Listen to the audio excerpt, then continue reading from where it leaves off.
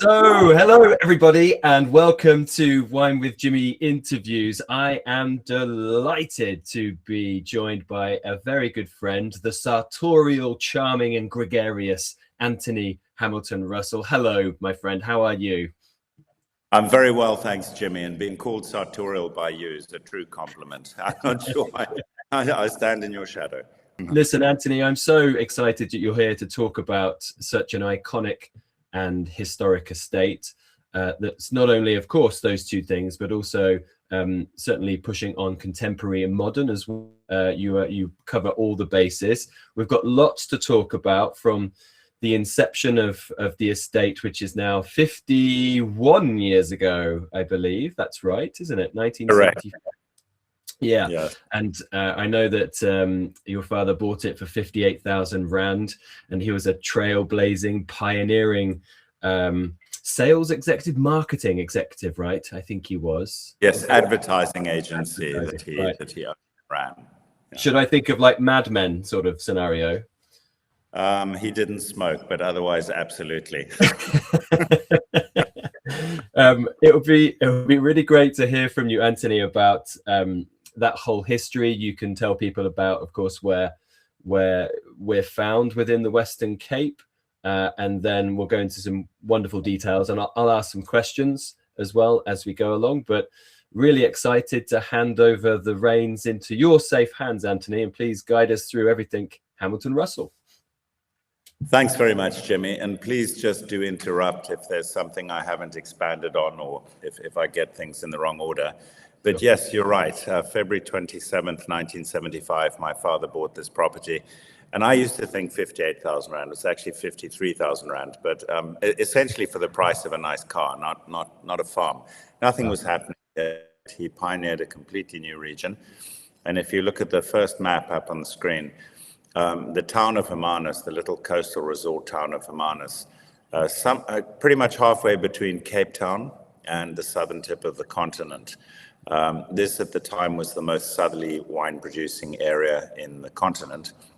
People have moved a little further south, but the important thing is extreme proximity to the sea. But we have the cooling effects of the Benguela current coming up from Antarctica and brushing the southwestern tip of South Africa. On the other side, there's a warm current, Mozambique current, coming down that way, and they mix off Cape Agulhas. So basically, we have the close presence of a cold body of water, which moderates temperatures here fairly significantly. This picture here, basically looking up what we would call our Hemel-en-Aarde Valley, which means heaven and earth valley, shows where we located. Hamilton Russell Vineyards is this farm running down the back here. And I'm talking to you from where I built my home in 1996, this little white dot over there. That's where I am currently. But what this enables you to see is just how close we are to the cooling influence of the South Atlantic Ocean. And the prevailing summer wind where we are is off that bay, straight off that bay. So if you're close to the sea on the west coast of north of Cape Town, the summer wind is crossing warm land before crossing your vineyards, whereas here it's straight off that cold bay, nothing between us and Antarctica, 5,400 kilometers to the south. Anthony, so, can I ask a question? Because yes. Of course, being the son, you would have heard many stories, I'm sure, because he, I mean, this back then, surely he was called a few interesting choice words for making a decision in this area, because it's unheard of, right? The most southerly area. Everybody was planting in Stellenbosch and Paarl and those areas. What were people saying about your father, Tim? Well, the word mad Englishman, or the words mad Englishman, bring to mind. But the key thing was that there wasn't a commercial necessity in the operation. It was done quite cheaply. He wasn't buying an established property with all the expense. And the town of Hermanus, if you look at the third picture that's up, that runs along Walker Bay, the bay that influences the climate quite dramatically for us. We had a family holiday house there from my grandfather coming from the 1930s. My father spent every Christmas of his youth there. So there was this huge emotional connection to the area. And yes, he did exhaustively search for a decent property, but there was kind of an emotional reason for selecting Hermanus in the end. And it worked. It was a giant experiment, not intended to become what it is, but it did just almost by accident of geography throw out some really unusual and interesting wines. If you look at what's come of the area now, the sort of prettier picture looking up the Hemel-en-Aarde with our wine cellar here and me talking to you from there. We're surrounded by nature reserve, more species of flowers than there are in the United Kingdom, which is of interest. We have 6 worldwide Fund for Nature conservation champions amongst our producers and an enormous conservation ethic. It's an area, I think, this almost feels like a privilege to make wine in, but it's transpired now into an area the size of Manhattan Island. This is a map done relatively recently of the Hemel-en-Aarde, and that's made up of 3 contiguous appellations, which I was instrumental in forming with the help of another wine producer from Newton Johnson, Dave Newton Johnson. We are here at the moment, Hamilton Russell Vineyards, and for many years, the only producer in all of Walker Bay. But by 2000, me having taken over now 34 years ago, in 1991, by 2000, properties were popping up like mushrooms, and there was an area called Bott River within Walker Bay that was really known for very nice Chenin Blanc and more Rhone-styled reds, with an increasing number of producers there. There's another area called Stanford, which is at the back of this lagoon, Klein River Lagoon, that really didn't have entity, but was trying many different. And my fear was that Walker Bay would become known just as a maritime area with lots of interesting things going on. Whereas we wanted that identity for Pinot Noir and Chardonnay that we had for quite a few years before, when we were pretty much the only producer with our first ex-winemaker, Bouchard Finlayson, next to us. And I lobbied the government with the help of Dave Johnson to change Walker Bay into a wine district. And we were successful in 2004, and that enabled us to create wine wards, our smallest unit for appellation within that wine district. And we created the 3 Hemel-en-Aarde wine wards, all contiguous, starting as soon as 2004, we were authorized to begin that process. And by 2006, we had Hemel-en-Aarde Valley, Upper Hemel-en-Aarde Valley. By 2009, we had Hemel-en-Aarde Ridge. The reason that took a little while is I owned the name Hemel-en-Aarde in class 33, which is anything to do with alcohol. And that enabled me to set the terms under which I gave it to the area for free. And those were that these appellation boundaries had to make real sense. They couldn't just be marketing convenience. And the big fear of Hemel-en-Aarde Ridge, which is actually just at the headwaters of the next river valley, was that that boundary would extend and extend and extend and dilute all the goodwill, and eventually the wine style would change dramatically. So almost unique in the country, that border of Hemel-en-Aarde Ridge is based on altitude. And once we got agreement that all those producers would resist any attempt to extend the boundary, they signed a document to that effect. We were happy to allow the use of the name Hemel-en-Aarde for that appellation. We work very collegiately together. The area in total is the size of Manhattan Island, and the planting's 15% bigger than Central Park. So it's a small area that I like to think punches above its weight. But the key thing is its absolute identity is built around Pinot Noir and Chardonnay. With 4 ex-winemakers of ours and 2 relatives of ex-winemakers of ours making wine, and 28 different producers using a Hemel-en-Aarde appellation on a wine at the moment and growing.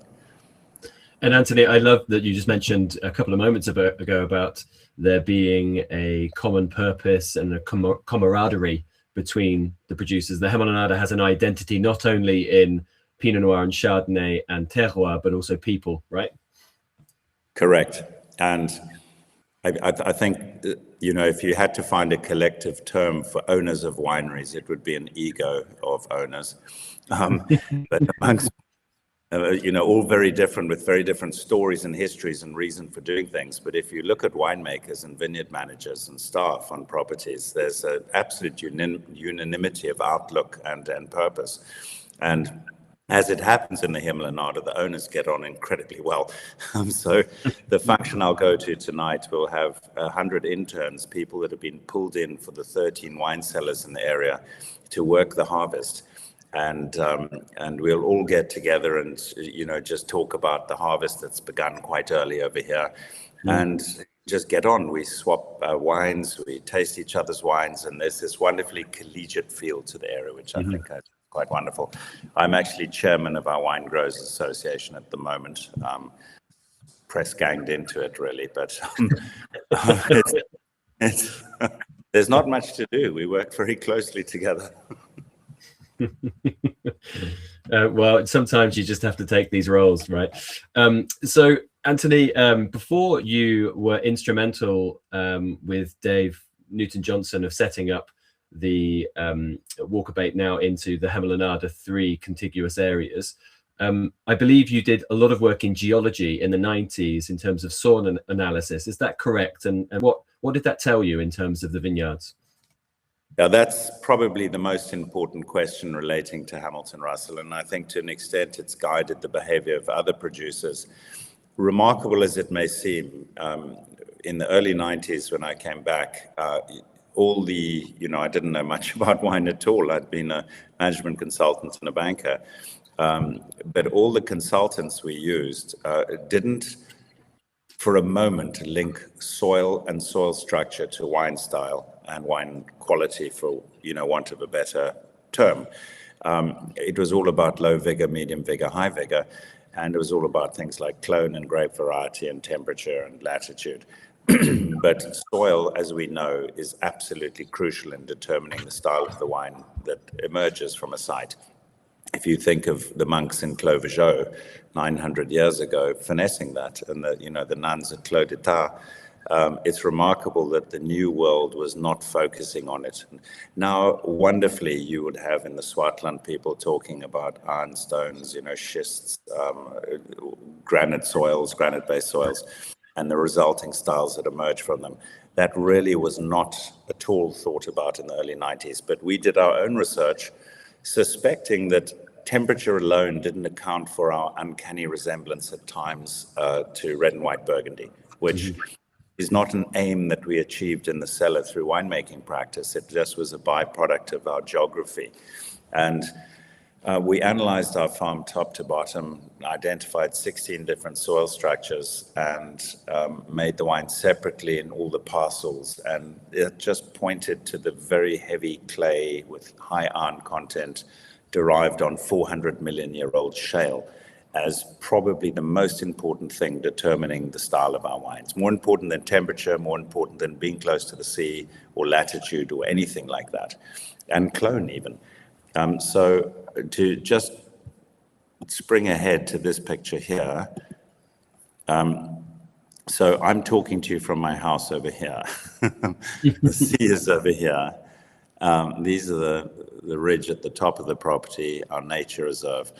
And so we analyzed all the area where there was potential to plant, and this is what divided. The brown shaded area is derived from 400 million year old shale and has a clay content coincidentally 35 to 55%, but coincidentally almost identical to what you would find in the Côte de Nuit in Burgundy, which was something new for South Africa. Pinot and Chardonnay had not been planted in those heavy clay soils. It actually was sheep and wheat farming country, and no one really who was thinking of making any kind of a living would have planted it to vines, because the yields are naturally very low. It's incredibly marginal, it's shallow, it's acidic beyond a certain depth. And it just happened to be the soil on the property, and no one was saying, oh, you can't plant that, or they just said, yeah, okay, a vine will grow. And that turned out to be the key thing. Higher up on the property, we have sandstone-derived soils with very low clay content, much more free draining. And had the whole property been sandstone, I wouldn't be talking to you. We wouldn't have a wine area. Our wines wouldn't have excited the world. We would have made yet another varietal expression of Pinot and Chardonnay and Cabernet and Merlot and Gewurz and Sauvignon Blanc, etc. So With that knowledge in mind, I decided we are only going to work with this 52 hectares of shale-derived soil and only with Pinot Noir and Chardonnay. And the sandstone soils we express through another wine for our Ashbourne property, Ashbourne Sandstone. And actually, we're just about to harvest our first crop of Sauvignon Gris, a mutation of Sauvignon Blanc, which we're very excited about. Oh, interesting. That's separate to Hamilton Russell Vineyards. So Anthony, would that go under the Southern Right label? Under Ashbourne Sandstone. Ashbourne Sandstone, okay. Yes, and that's a blend of Chardonnay on sandstone soils, very different to ours, Sauvignon Blanc, Semillon, and now we want to reduce Sauvignon Blanc, increase Sauvignon Gris, which is a little less varietally flamboyant and a little more textural. Okay. I want to ask you a question at this point, Anthony, if I can. So in order to communicate what you do and with your Pinot Noir and your Chardonnay, you're often referring to, of course, the similarities to places like the Côte de Nuit, and we're talking about Von Romanet, we're talking about Vosges, etc. But what is it that the Hemel-en-Aarde gives that Burgundy cannot? So what shapes that specific identity? Because, of course, when you talk about your wines, yes, we can communicate these similarities, but actually there's an identity there. And what is it that Hemel-en-Aarde and your estate gives? That really is the crucial question in terms of communicating about us, that we haven't crossed that bridge. So, some years ago, I tried never to mention Burgundy. We got so many emails with people saying we put it in a tasting with this, that, the other. It tasted exactly like this, that, the other. And people say, where do you place yourself in Burgundy? Well, I place you in this area. We can't get away from it. There's no language for taste or smell. We have to use analogy. And in the context of all the Pinots made in the world, with beautiful wines from Central Otago, Russian River, Oregon, where we have made wine, etc., to explain what we stand for aesthetically, the quickest analogy is Burgundy. And, people use it whether we like it or not. But what you have hit on completely, Jimmy, is that if we cannot say how we're different, we failed. And I can't articulate that in a simple way. I really can't. Some would say there's a little bit more openness. There's, they would say there's the sudden sunshine, meeting that slight austerity at times of Burgundy, or that sort of more muscular structure that you can get, and that darker primal character. But vintage to vintage, that changes. But let me get back to you on that in 10 years, if that's all right. Fair enough. We can keep doing this until you have your eureka moment. I'd like to say, though, in my personal experience, I find the Chardonnays I find more difficult to identify as being individual. Although they are, I still struggle. I love the wines, but there's more of perhaps a similarity. The Pinot Noirs, though, I find that iron base that you find within the soils with your shales produces often this sort of savory note, and that can be across, like Newton Johnson. It can be across you guys. There's this lovely sort of immediacy of savory saltiness that I think is partly geology, partly location. But I think that's a little point of difference, and it means that you don't have to wait forever for these wines because they have a complexity quite immediately. Now that's just my perception of it. Do you have any thoughts on that? Well, I think that's incredibly helpful, because when you talk about a savory saltiness, that is a signature, and we're going to use that overused term minerality as well, which we do tend to get, but I get that in Burgundy too. Yeah. But that's a good one, and I think I think what I'm going to do is I'm going to start collecting people's opinions on how we're different, and use that to shape our thinking and to focus on it more in tastings. Absolutely. Yeah, and that's a good one. I will just point out the soil types of our area and why it's 3 appellations and not just one. That's Hemel-en-Aarde. A lot of people criticized us for coming up with 3 different areas, collectively being called the Hemel-en-Aarde. This is our Appellation superimposed on a much broader geological map that I dug out of a cupboard. This was pre-aerial photographs and GPS and all of that. And my father collected maps, and I found this rolled up in a cupboard. It's a much bigger area, and I just honed in on our area.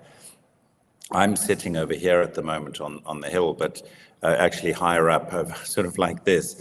And we have this shale soil, shale-based soil with very high clay content and iron content, which defines the style of the wines of the Hemel-en-Aarde Valley.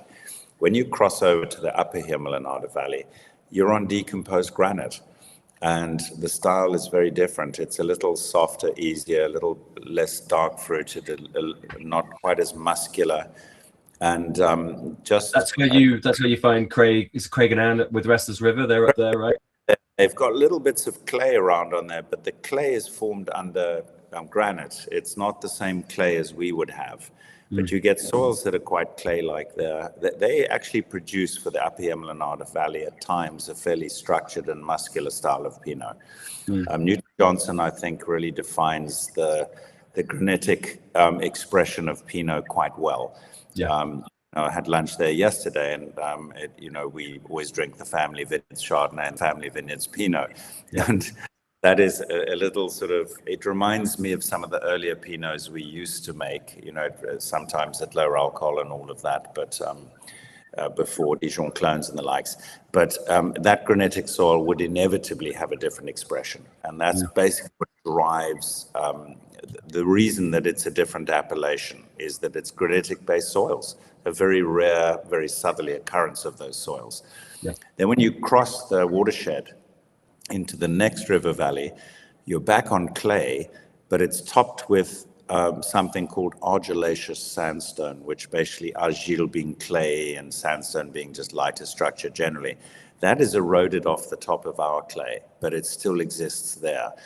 And that means depending on where you've planted your vineyards, you do get a little more fruit forward than our wines, slightly less muscular in structure, but more muscular in structure than the upper Hemel-en-Aarde Valley, but less fruit forward, a touch less fruit forward.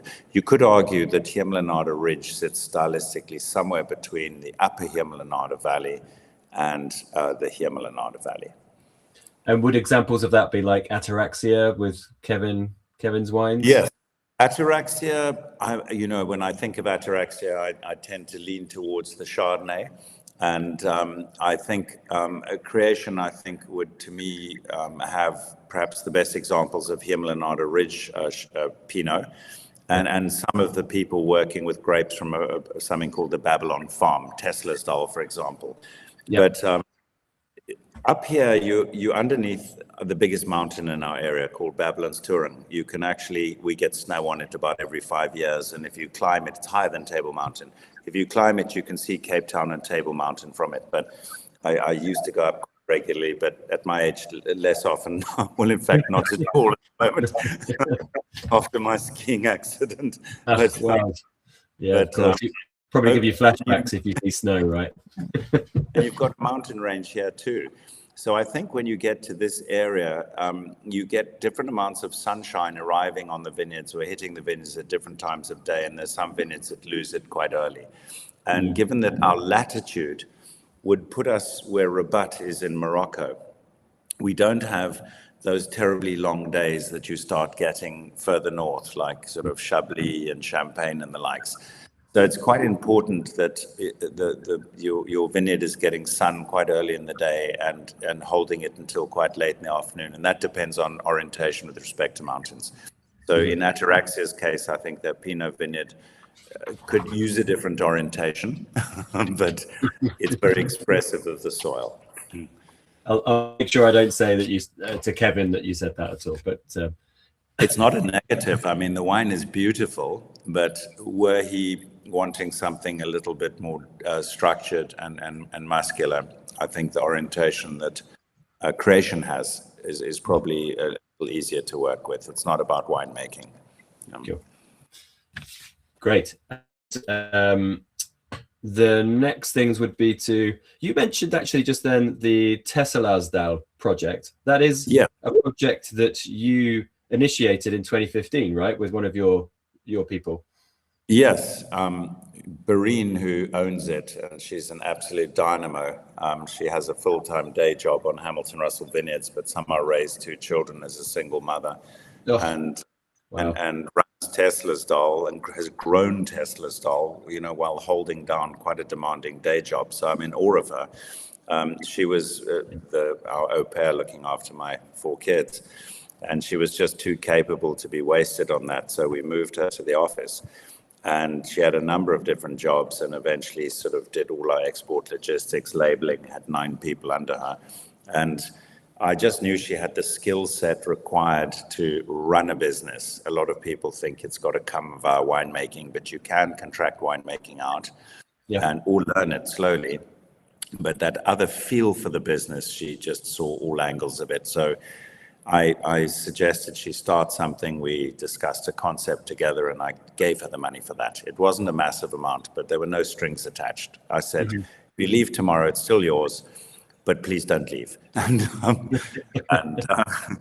it was a one-off to kick her off, and then after that, selling the wine earned her the money to buy the barrels, the corks and boxes and the grapes for the following year. So, and she's done that subsequently, grown the business beautifully and done very well. So I'm very, very proud of what she's accomplished. Yeah, great.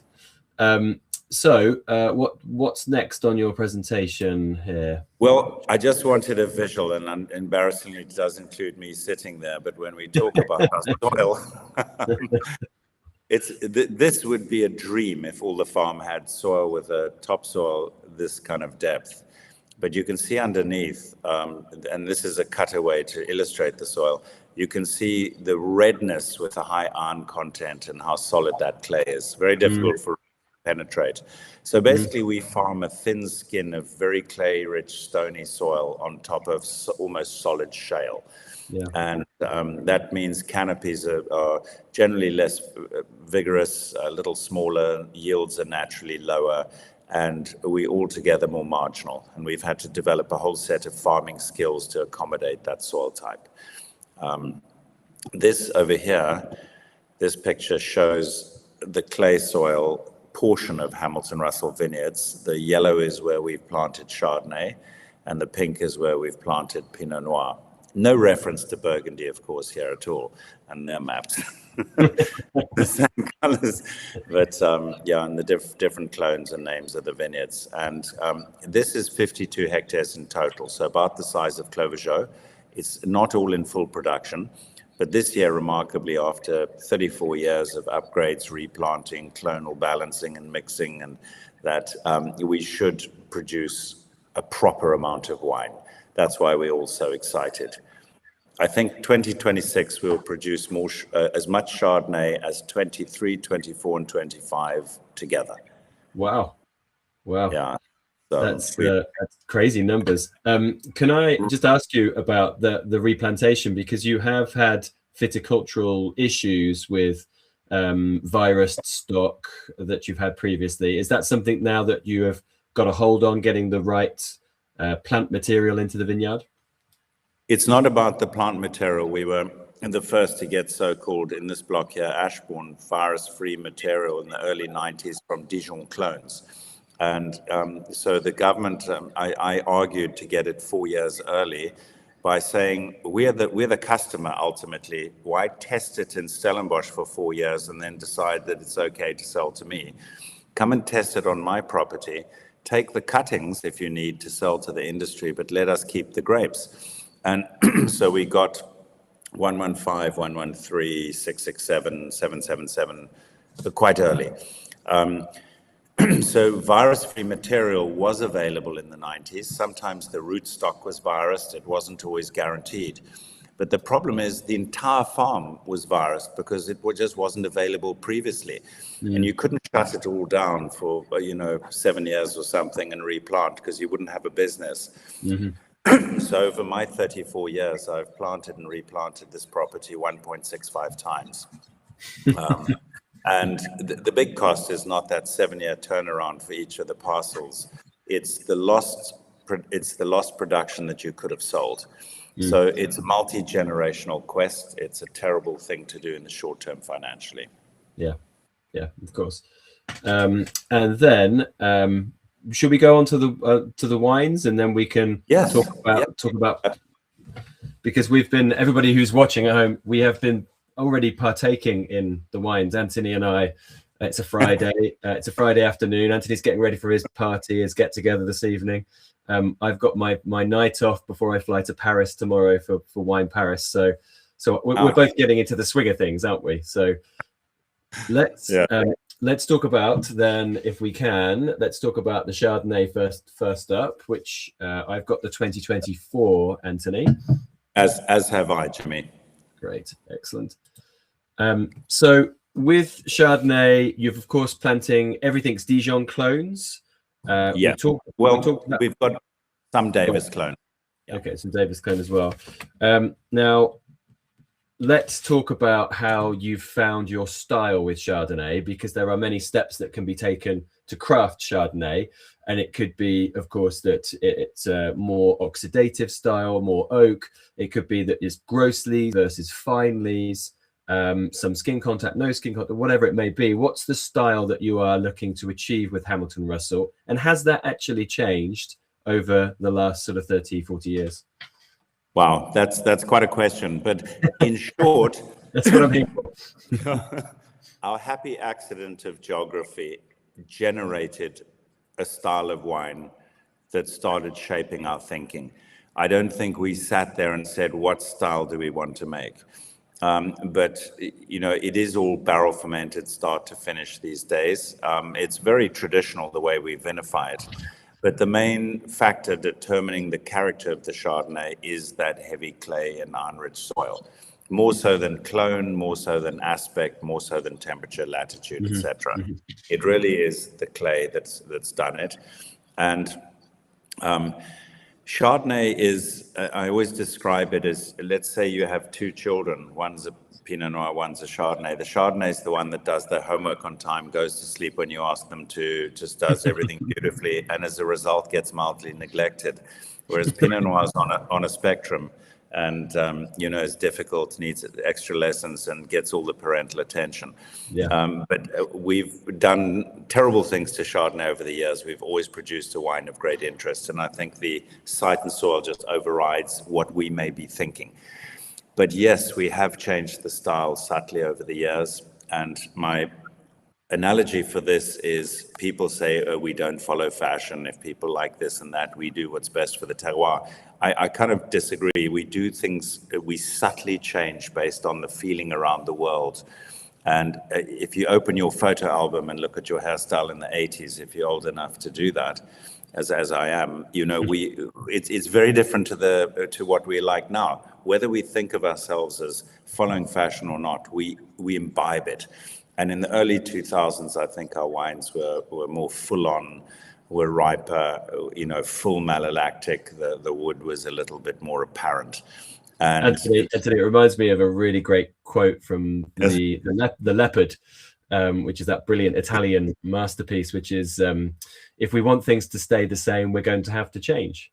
And that's, I just think that's a wonderful quote, which we want things to stay the same. We want everyone to be healthy. We want to make some money. We want everybody to do well, but in order to get there, we need to change ourselves. We need to change what we do. And I think that's what you're talking about with Chardonnay. And it also, you were talking about that your Chardonnay is built on the soil, and you're not doing it to a specific style. And I think that's important in winemaking, because there's a lot of ego in winemaking, and you can stamp your ego on the wine, but in fact, you need to try and take that ego away and let the wine do the talking, right?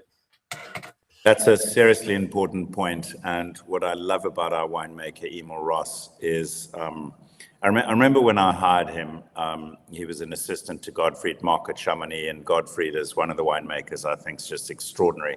I called him up and said, would he mind if I hired Emul? But, with my interests, and he said, no, it's a great opportunity for him. I mean, how wonderful. But, in all the photographs I saw Emul in, he wasn't standing in the center of the picture. He wasn't holding a beer and slapping someone on the back. He was just part of it, but part of a team, and his ego's not there. He's very much sensitive to the whole quest and what Hamilton Russell Vineyards means to the world, and not trying to say, this is how it should be done. He's really good in that sense. We have obviously gone the natural yeast route. We have our own endemic yeast that we found in '93 in the vineyards that we know what it does. It's unique to Hamilton Russell. You can buy it anywhere in the world now, but we use that as well. We have developed our own toast, which is a very light, very long toast, which is not very invasive. We've standardized the Chardonnay barrel to 300 liters, so there's a little less porous surface area to wine ratio and is a bit more subtle wood pickup. And there are a number of things we've done to dial down the fact that it is essentially 100% barrel fermented start to finish. We want a lightness of step in the wine. And the austerity that we have, the touch of austerity in the wines at times is a function of site and soil more than anything, but also to an extent the yeasts. When we have full-on wild yeast ferment start to finish, just with whatever comes in, we tend to get a more sumptuous palate. Whereas when we inoculate our unique endemic yeast that we found, which is called Sauvage, we get a slightly harder mouthfeel. We are very cautious with malolactic. We let it on a vintage to vintage basis. If the wine seems to want to go through, we allow it. If it doesn't, we don't force it. And that's something. And then just naturally, because of where we are, we're not getting the alcohols over 13.5, which can give you a sensation of sweetness regardless of whether the wine is dry or not. The wine you have is actually under 13 alcohol, as is the Pinot. And that's the 24 vintage. It was that's beautiful. Those kind of numbers it's just a beautiful thing to hear. Anthony, one of the big changes of Chardonnay has been this reconnection to the old ways of Burgundy, which is sort of introducing instead of heavy amounts of lees stirring, introducing more sort of heavy solids into the barrel and letting them sit and grow lees to give more reductive notes. Is that something that you have done or you are planning to do with your Chardonnays? It's very topical, and I've seen the trend amongst New World producers to, in the cellar, contrive the level of reduction that you sometimes find in Burgundy. Everybody smells a very reduced wine and says, Costerie, and and whatever. And it's got nothing to do with anything other than fermenting with a lot of solids and not racking the wine. And it's not site and soil. And, there are areas where, Niagara was one of them. And so we met up there. The wines there used to be very reduced, and I see people are backing off from that. And I applaud that. It really masks site and soil quite dramatically. I think very small amounts of reduction are very appealing. It reminds you that wine is not just a fruit, with alcohol. It adds an aromatic complexity, which is enormously appealing. Sulfur-based. And especially if it's only really applicable if you have a natural yeast, because that natural yeast is therefore going to be giving the reductive compounds. So it's a sense of place if you're using that natural yeast from that vineyard. So in a small amount, I agree with you very much. And it's not only the yeast, it's also the nutrient, the amount of nutrients in the must, and whether that's sufficient for the yeast or not. So a lot of people feed the yeast with diammonium phosphate and that sort of stuff. But if you withhold it and you have a lot of solids, you can get everything from chicken excrement to what I like is hard-boiled eggshell when it's too hot to start breaking the shell. But the smell that emanates from that, I think, is beautiful. That's kind of the level of reduction I enjoy. Interesting. And that's our Chardonnay then. So it's the 24 we're trying. It's the current vintage on the market. Shall we move on to the Pinot? Yes, good idea. You don't have to be told twice. No. But what do you say to a man with two black eyes? Go on. Nothing. He's already been told twice. I always like that. I don't want to be told twice. Jimmy, what's remarkable, this is also under 13 alcohol, but what was the yields of this are around 9.7 hectoliters a hectare. The Chardonnay is about 6 point something hectoliters a hectare, This is the compromise from that massive storm of 2023. And hats off to Emul and the Vineyard team in a very challenging harvest to produce wines with some depth and texture and length from, basically massively low yields compromised by the storm and disease pressure. So the storm dramatically reduced the yield. You're talking about the wine. Normally you'll get like a slightly deeper concentration with your wine, so this is a little bit lighter. But the beauty about this is it's very fragrant at this age. It's got a lot of perfume. It still has that little bit of savory, which I think is a very key point of Hemel-en-Aarde. It has the saltiness, a beautiful lift to it though. And there's a lot of I don't know how you feel about this, Anthony, but there's a lot. I get a little bit, let's say, frustrated by people only buying good vintages. They're like, oh, the 20 so is a great vintage, but I'm never going to touch this vintage. And it really frustrates me because Mother Nature plays out her rules of all these vintages, because it gives us then the options to drink these wines at different times. So you would find that this is open now, very accessible, and it's going to be enjoyable for the next 5 years, where you've got some of your vintages which have been more muscular, more powerful, that I've had the fortune of trying in Cape Town many times, going back even to your 1981, I believe. I think I have tried. And I love the fact that it does this, because you don't have to have a great vintage every vintage. It really is the skill of the grape growers and the winemakers to get a good wine, a great wine, even out of a poorer vintage, what people call, or a difficult vintage, let's say. And that's what you've got here, right? Something that's going to be imminently very pleasing. I appreciate that. Someone from La Revue de Vin de France, who knows our wine quite well, came to taste. And he said about this vintage in the context of the ones on the vintages on either side, he tasted our 25 as well. He said, this is like someone that comes into a cocktail party and just starts hugging everyone. It's just and what we have found is that our lighter vintages, the ones that we might think of as a little more challenging and difficult, have actually aged very well. And at Cape Wine, we showed 99 was one of them. 14, which we're going to show at your wine school, was another. And those wines have surprised us with their ageability. And they've become more and more interesting with time. And so we hope. Absolutely. It's really interesting. It's certainly something that I've come to realize as I've now been in the industry as long as I have, that you don't need alcohol and tannin to be just those character, and then density to be the things you have for age. You can have brightness, what I call the fountain of youth within a wine, which is its acidity, which keeps everything fresh and alive. So the fruit stays very bright and very lively for much longer, and you actually have this lovely sort of salty electric note in the wine. And I think they're great vintages. I really like them. And I'll tell you another story. When I'm married to an American, so I'm in the States a lot. When I'm in a liquor store in the United States, I'm actively looking at wines often between 85 and 90 on the scale, because I know they're going to be something now that I'll enjoy, because I'm not looking to buy something to lay down there for 10 years. I'm there for about a month. So I need something right now.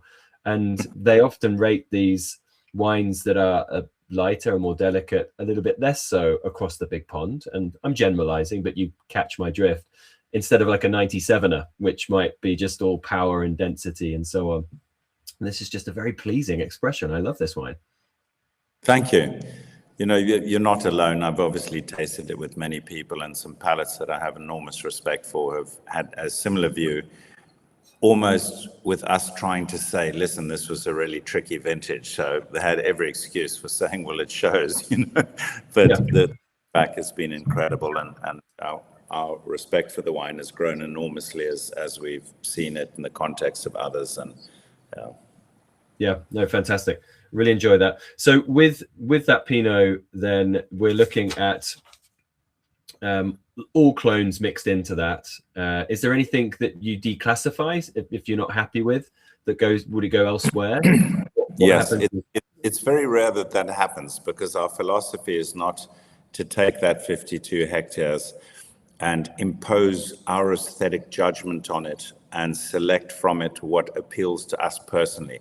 because in my experience, if we put 10 vintages in front of someone, no one really agrees on which the best wine is for them. It's an aesthetic judgment. And if say Emul and I get together and we go through all the different parcels and say, if we leave this out, we get more what we like, we might be, it's no longer a true expression of Hamilton Russell Vineyards. So the only thing we'll ever leave out, ego thing again.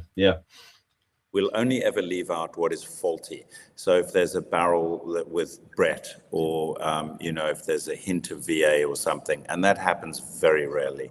At times I've rejected quite large amounts. 97 was one of them, and but it's very rare. And we say it's not for us to impose our aesthetic judgment on the true expression of place for that vintage.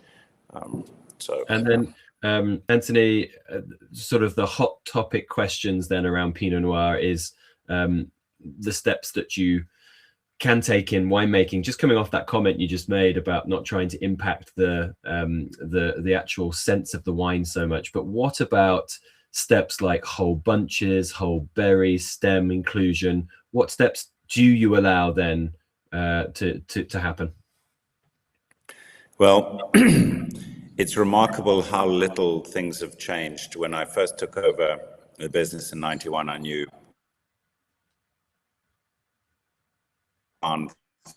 with Jasper Morris's help the most exciting young producers, and went and visited them and saw exactly how they made their wines and what they did with punch downs, pump overs, cold soaks, no cold soaks, all that kind of stuff. And not much has changed. But if you want to make a wine writer happy, everyone wants to hear, a whole bunch, natural yeast ferment, this, that, the other. There are trends that come in and out. We do the trials to determine our behavior. So we would take one vineyard block with, reasonable amount of production across the whole block, and we would do 5%, 10%, 15%, 20%, 25% whole bunch, and decide what works for that parcel. And we find phenolic characters if we go too far north of 10 or 15% whole bunch. Even though it's very trendy to say whole bunch, it helps with the aromatic lift in the young wine, and you get better ratings out of the starting blocks. But what we don't want is that phenolic aspect. What we do instead is we destalk. We've never crushed, so you're getting quite a lot of a little bit of intra-berry fermentation, which is the equivalent of something of the benefit of whole bunch without the tannins of the stalks. And if we punch down at that point, you're breaking up those berries, and you're not getting that. So what we do up front is more pump over, and only later start with punch downs. And that way we're getting some of the benefits of whole bunch without the possible negatives. And then another big step we've taken, because for us, spice and structure happens easily, as it does in Burgundy. We don't get the forward fruit of Central Otago, Russian River, and the likes easily. So what we're doing now is taking the wine to barrel for malolactic cleaner. We're actually settling the Pinot so it goes over with less solids to interfere with malolactic and create aromas that might mask the finer fruit perfume. That's been one of the big recent steps in our Pinot making. And it's really, Anthony, music to my ears. You could almost be, in that little speech you made there, a broadcaster for the shipping forecast, and I'd happily listen to you, because this is really great, because as you know, I make Chardonnay and Pinot in England, and I don't do any stem inclusion, but I do about, I don't know, it might be about a third, 40% whole berries, for the exact same reason you mentioned, that real sort of lift and brightness that you can get, which is really evident in this wine, because the wine is focusing on that core identity of Pinot Noir, which could be masked if you have too much herbaceous notes from stems, could be masked if you have too much oak, stave, toastiness, or whatever it may be, too much over extraction with pigeage, you'd have too dense a character. Pinot's about bright redness. That's what it's about, and we must protect that. And that whole berry inclusion, I think, is such a great way of doing that. So it makes me feel validated that you have said that. It isn't life often about validation. We are 46 vintages in, and this is something fairly recent. So you got to it sooner than we did. But that's fantastic. Really, really lovely. I'm very excited about the, for everybody listening out there, we have got an event coming up, which there's only a few places left on at the start of March. Please do visit westlondonwineschool.com for more details on that. But we are trying 4 vintages of the Chardonnay and 4 vintages of the Pinot Noir, which is going to be very exciting to talk about the identity, what we've been going through there, but then those Mother Nature's vintage variation across the wines, which will be very great. And no doubt on the reds, we'll start with this vintage, which is just all that charm and beauty and perfume and aromatic, which is very lovely. Well, thank you, Jimmy. How many is it, just so I can bring over stuff, material and this kind of things? When you're full, how many people do you expect? We're full with nearly 40 people, but it's about 35, I think. So we'll need 35 people. Yeah. Perfect. Yeah. Thank you. That's wonderful. Well, I'm very excited, and it's a privilege to do that with you. No, it's going to be great fun. I'm very, very excited as well. We do you make any sparkling wine, Anthony, at all? Any MCC or anything? We don't, and I wouldn't say it's a long story. Pretty tricky. That's not the reason, because it's a silly business being full stop. What we're doing already, and we just don't want to get any sillier. But I think my main reason is sparkling wine was a solution for wine that was made on such a margin that you ripened it at sort of 10, 11 alcohol. It was phenolically ripe at extremely low alcohol, and therefore not very sumptuous on the palate. And something, the champagne solution to that issue was an enormously compelling one. But then to go to a warm country, essentially, like South Africa, and a lot of New World sparkling wines are made in fairly warm areas, and to pick at the equivalent alcohol necessary to make a sparkling wine, you're dealing with a fundamentally phenolically unripe grape, and you're never going to get that innate complexity that you would if you're at a latitude or on the margin, as champagne is. What I am very excited about is English sparkling wine. I think it's extraordinarily good, and I think the price quality ratio that bothers people is about the low levels of production. They've just got to be economic. But I mean, once you get scale on some of them, I think they can be exceptional, and I think that's a very exciting category. In the New World, it's a different thing altogether. Yes, it's got bubbles, but it's not like champagne, and it doesn't have to be. It's an interesting drink, but I wouldn't want to set out to do something that would, at very best, be mediocre. Sure. Yeah. So. The reason I ask you is that I'd love to show an aperitif as people are arriving at the event. So I was thinking either some bubbles. I've got 2 options. We can either show something from another one of your productions, like a white from Southern Rite or something like that. Or we could show, if you want the South African connection with an English sparkling, there's an estate very near here called Leonardsley, which is owned by South Africans, and they make a brilliant sparkling English wine. We could serve that as an aperitif. It's up to you. I think that would be fantastic. Okay, great. And I'll invite them along as well, so they can taste it. Great. Anyway, this is not what people want to hear when we're planning logistics to the world here. A really, really wonderful tasting and a chat, as always, Anthony, with you. Looking forward to seeing you. Is there anything else we should mention before we close up the tasting? Actually, I've got a question for you that I've just noticed I haven't asked you yet. This is just some of my funny questions. Here's one for you. If someone blind tasted one of your wines and they guessed it as Burgundy, would you be either flattered or would you be disappointed? This is my shame, but flattered. And what you've touched on, and I promised to solve, and hopefully before the 10 years I gave it, I want to be able to say, how dare you, kind of thing. I thought it might be the case, but thank you for your honesty. That's great. Cool. And then I think that's about it. Is there anything you want to say to everybody out there who's watching? Well, just how important the UK market is to us emotionally rather than just financially.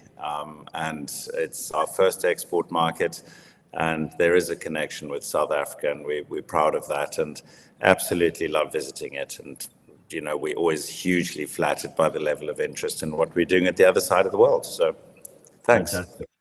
And you are open, if people are visiting, you are open for tastings and food and things like that? Absolutely. No food, sadly, but, you know, with the right appointment, a seriously wine-interested person, I like to host personally and have up to my house for some lunch afterwards. So, you know, get in touch. There's a limit to what we can do, but, you know, if you come, we enjoy spending time with people. Fantastic. And everybody out there, I'll put all of the socials and connections in the description below this video. And as this video, Anthony, goes out not only to the UK, it goes out to my world market of Wine with Jimmy. So it's the US is a big market. A lot of people from the US will be watching, and you're all welcome to go and see Anthony. If you are in the UK at all, of course, come and see us at West London Wine School.